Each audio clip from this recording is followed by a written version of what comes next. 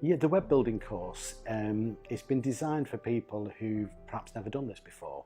Historically, websites have been somewhat difficult to do or complex to build, and you've been referred to a third party to do it.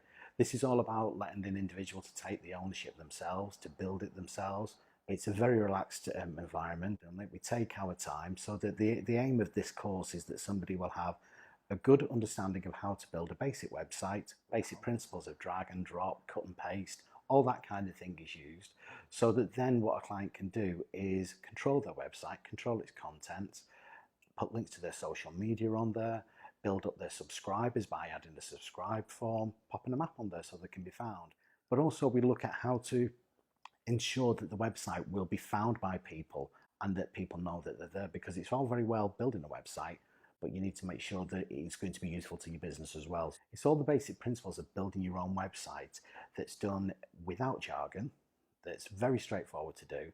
And at the end of the day, you can then control the content moving forward. So you're then not paying people at a later stage to update the content that you designed yourself.